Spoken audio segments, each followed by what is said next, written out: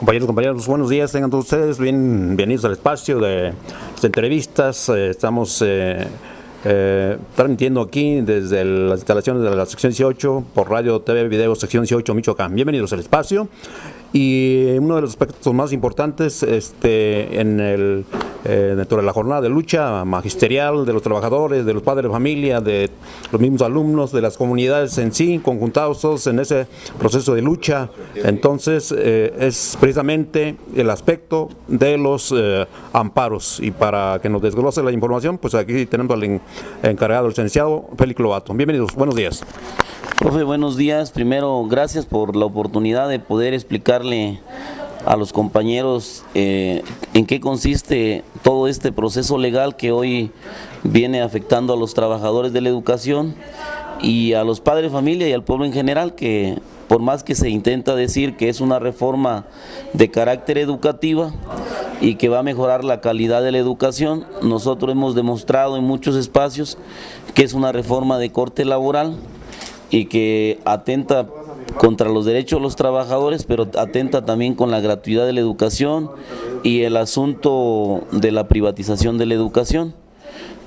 Primero, yo quisiera poder comentar, antes de explicar lo que conviene o lo que viene dentro del amparo, poder explicar que el gobierno federal diseñó un plan donde prácticamente cancela la posibilidad de que los trabajadores puedan tener protegidos sus derechos laborales.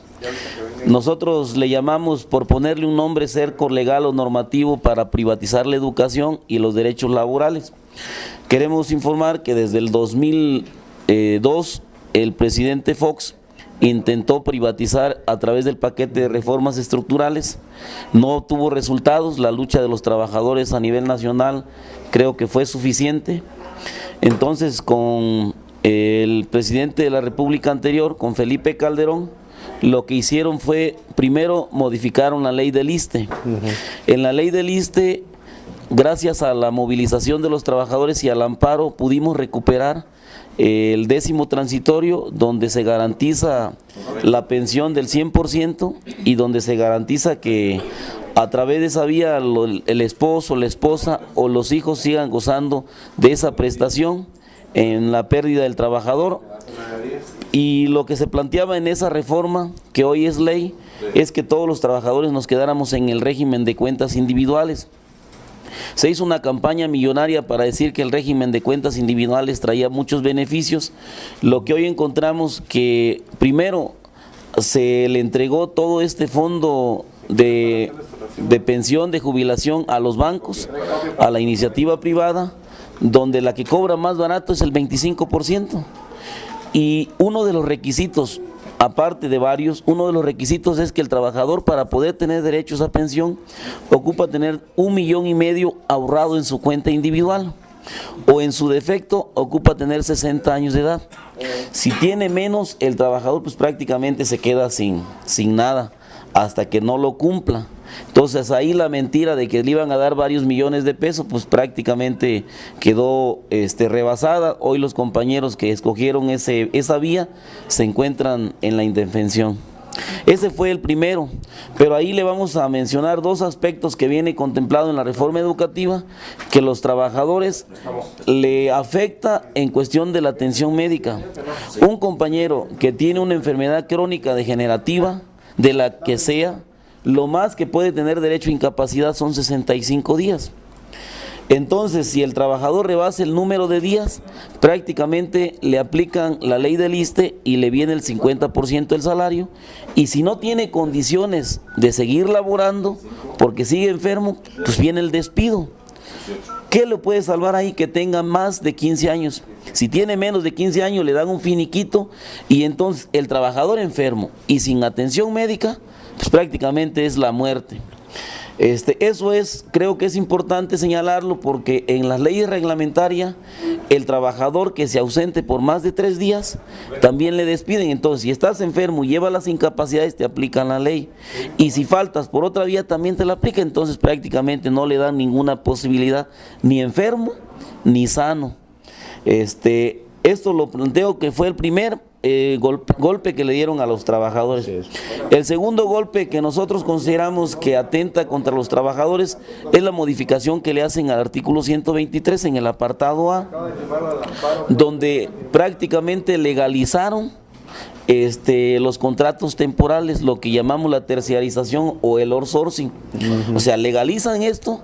¿Para qué? Pues para que los trabajadores puedan, en esta reforma educativa, puedan laborar en las condiciones que sea, sin ninguna prestación, sin ningún derecho, y esto le facilita pues al patrón pagar menos sin ninguna prestación. Ese sería el segundo golpe.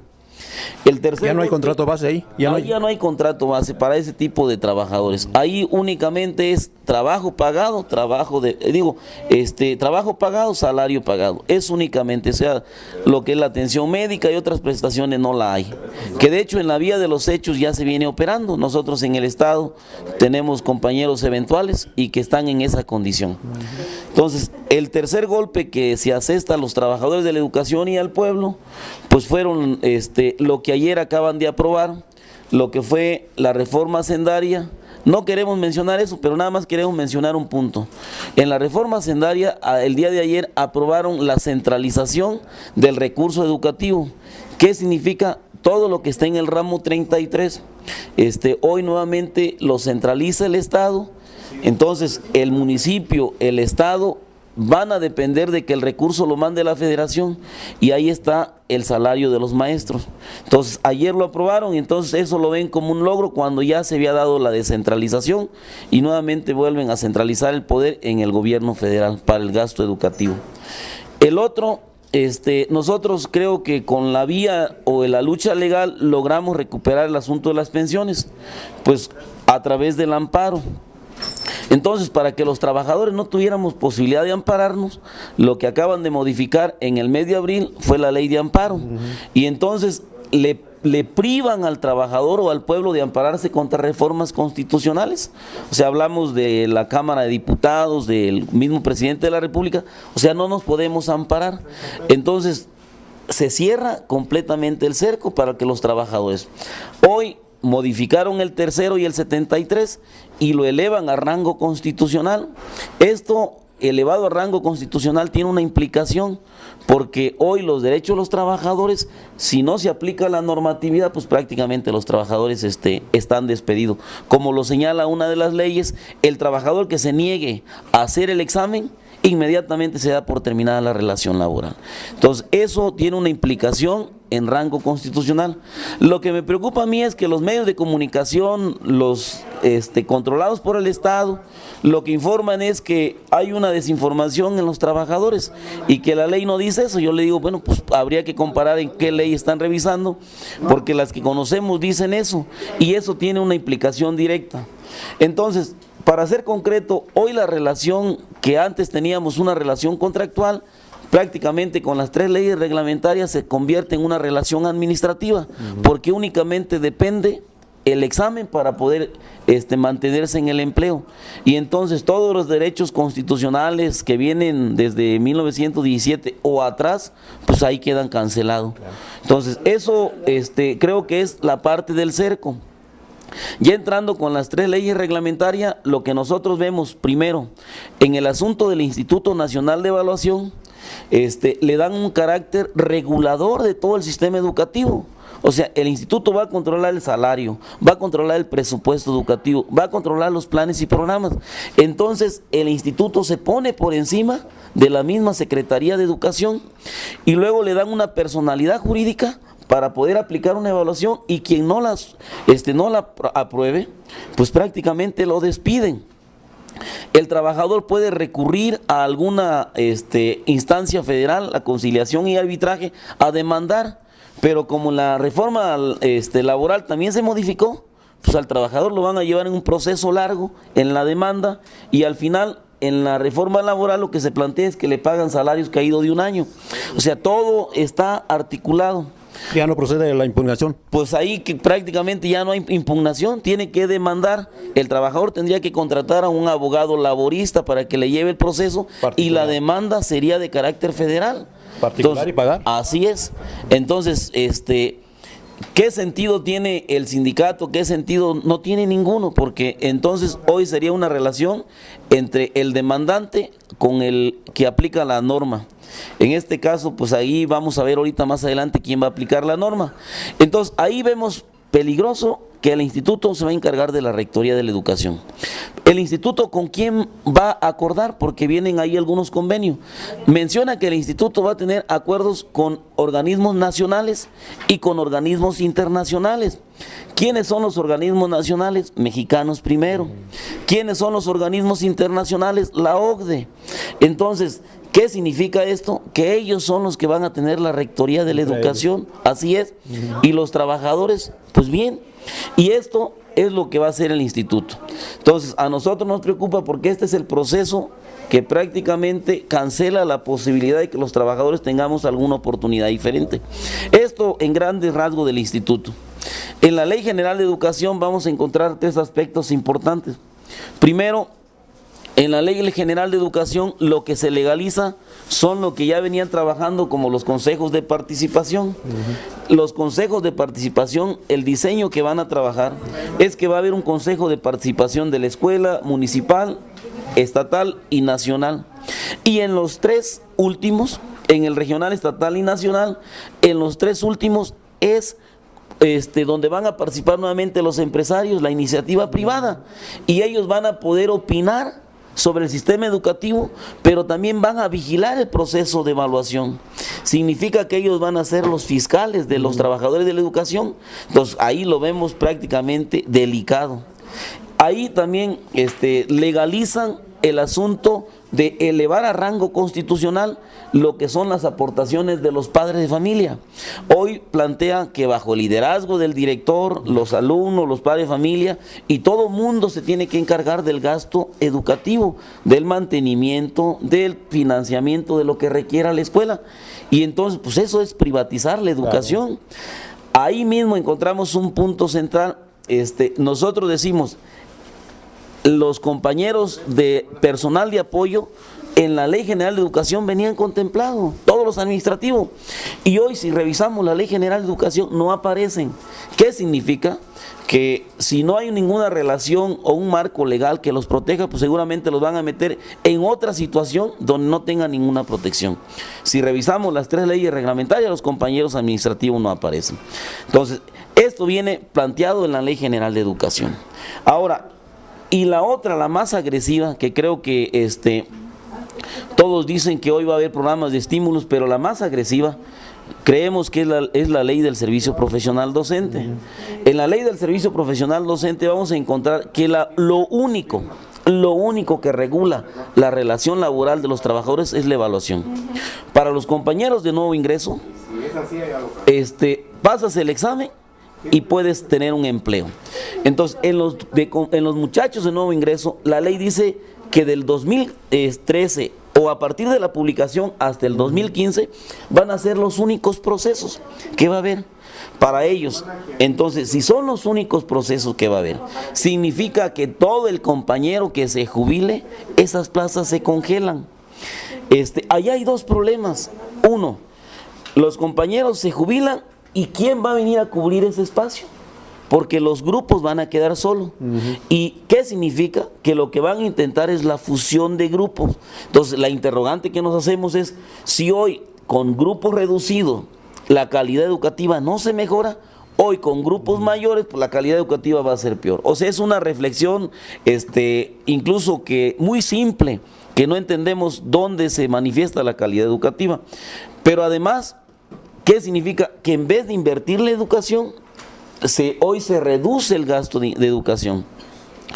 Ahí tenemos otro problema por los muchachos. Se dice en la ley que únicamente van a participar los egresados de las normales, pero si revisamos la aplicación de los exámenes que se han hecho con anterioridad, participan universitarios, participan egresados del tecnológico, participa quien sea.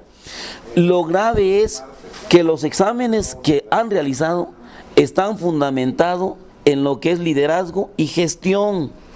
o sea, en una empresa. Y si revisamos la currícula de nuestros muchachos de las normales, pues es de pedagogía, de didáctica, de psicología. Pues es lógico que nuestros muchachos no van a aprobar ese examen. ¿Por qué? Pues porque ellos no están hechos para ser líderes, para un asunto de empresarios. Ellos tienen una educación diferente y que no son responsables, porque lo que ellos aprenden es porque el sistema educativo así diseñó los programas. Claro. Entonces ahí primero hay un problema. El segundo problema es que vamos a encontrar que la contratación de estos muchachos es bajo una tutoría. La tutoría dura 2 años, así dice la ley. Y si el muchacho a los 6 meses un día dice que le dan la plaza base, pero no entendemos pues para qué quiere la plaza base si al final la tutoría dice no tiene condiciones de quedarte y se va. Entonces el muchacho que tiene este proceso a los 2 años lo pueden despedir, pero ahí dice también, aunque tenga la plaza base, pero también dice que si el muchacho quiere intentar otra vez participar y ya reprobó, ya no puede ingresar al sistema educativo. ¿Qué significa? Que esa carrera de ese muchacho pues va tirada a la basura. O sea, prácticamente ya no hay otra posibilidad de seguir laborando. Y esto lo marca la ley, entonces nosotros no podemos señalar que es un beneficio. Al contrario, pues se atenta contra una relación laboral. Esto es para los muchachos de nuevo ingreso. Ahora para los maestros, que ya estamos activos, que creo que es la preocupación de la gran mayoría, ahí se da 3 oportunidades. Y en la primera, si el maestro no pasa, le dan la segunda. Muchos estamos pensando que va a ser un proceso de 3 años. Lo que dice la ley es que a más tardar en 1 año te van a evaluar. A más tardar. ¿Qué significa? Que el gobierno tiene de plazo 1 año, pero no quiere decir que se va a esperar todo el año para evaluar. Puede hacer el proceso, los 3 procesos, en un solo año o en un solo tiempo, y te manda a la tutoría. Y lo grave de todo esto es que dice que al final de haber reprobado las 3 oportunidades, el maestro no se va, dice que será readscrito, pero además dice que el tutor a través de una entrevista puede valorar. Significa que ahí el control lo van a tener ellos, van a decir, bueno, te puedes quedar, pero te vas a quedar en estas condiciones. O sea, prácticamente es lo que nosotros decimos, lo que se apunta es un proceso de corrupción y de manipulación y de control de los maestros que estén en esa condición. Entonces, y muchos están pensando en que se pueden ir a otra secretaría. Esto no hay claridad porque faltan todavía los lineamientos. Falta que el instituto publique los lineamientos. Creemos que tiene de plazo hasta enero para publicar, pero los lineamientos no creo que cambien mucho de lo que dice las leyes reglamentarias. Entonces el maestro pues seguramente le van a ofrecer alguna secretaría de salud o en otras condiciones, pero si aquí, que es donde tenemos el perfil, que es donde tenemos nuestra carrera, reprobamos pues en otra secretaría, pues lo más seguro es que no tengamos, o habría que ver en qué condiciones nos vamos. Ahí yo quiero hacer un paréntesis, porque dicen que puede optar el trabajador por un retiro o una pensión. Tendrían que modificar la ley del ISSSTE pues para que el trabajador pueda optar por una pensión, porque la ley del ISSSTE solamente que se ajuste a los años de servicio o a la edad. Entonces ahí creo que hay una mentira disfrazada para que el trabajador piense que se salva. Entonces ahí es para el compañero docente, pero para el compañero directivo, porque ahí viene también, para él es muy claro que a partir de reprobar el primer examen, el directivo se queda con un nombramiento fijo, el nombramiento definitivo. Primero ya desaparecen los tipos de nombramientos, hoy serían 3, el temporal, el fijo y el definido. En el momento en que el trabajador, el director repruebe, se queda con un nombramiento fijo, a la segunda oportunidad igual. El director tiene un problema mayor, porque el director dice que será readscrito a donde venía laborando como docente. Ese espacio lo más seguro es que esté ocupado y entonces el director se tendrá que recorrer hasta donde la cadena le dé. Puede ser en la región, en la misma zona escolar, pero puede ser en el estado o fuera del estado, porque hoy con la centralización del sistema educativo pues se va a poder mover donde sea. Ya no habría trabajadores ni estatales ni federales, todos estaríamos en la misma condición. Entonces esto porque los directores luego son los que se apegan a la autoridad pensando que se van a salvar, ahí no hay salvación. Y lo mismo le va a ocurrir al supervisor. El supervisor igual está en la misma condición, nada más que ahí con el supervisor se plantea que a la primera que apruebe, luego le dan el nombramiento definitivo.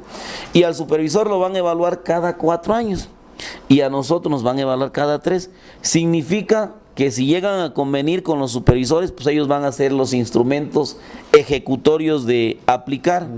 Entonces, nosotros creemos son de los puntos graves que viene dentro de la Ley General de Educación, la Ley del Servicio Profesional Docente. Y por último, en la Ley del Servicio Profesional Docente y en las 3 plantea que se derogan todas las leyes que se antepongan. O sea, están previendo que nosotros hoy nos podamos amparar y que entonces se derogan y por lo tanto no pudiéramos amparar. Nosotros decimos, primero, que estas son leyes reglamentarias y aunque nos quisieran aplicar la ley de amparo, una ley de amparo no puede estar por encima de la Constitución. O sea, estas son leyes reglamentarias y la Constitución es como nuestro marco legal para todos los trabajadores, la ley madre. Pero también los tratados internacionales tienen el mismo valor, entonces nuestro amparo lo tendríamos que trabajar en ese tenor. Ya tenemos ahorita, estamos trabajando, creo que en el Estado hay buena respuesta, los maestros ven la posibilidad que el amparo nos pueda resolver, a lo mejor a los que estamos activos, este problema. En el amparo, aparte de varias violaciones, nosotros consideramos que hay 3 cosas donde tenemos posibilidades.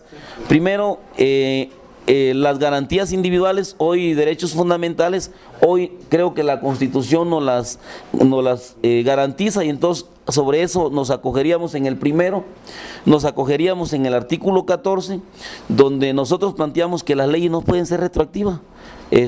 Fuimos contratados bajo otro régimen y bajo otras condiciones.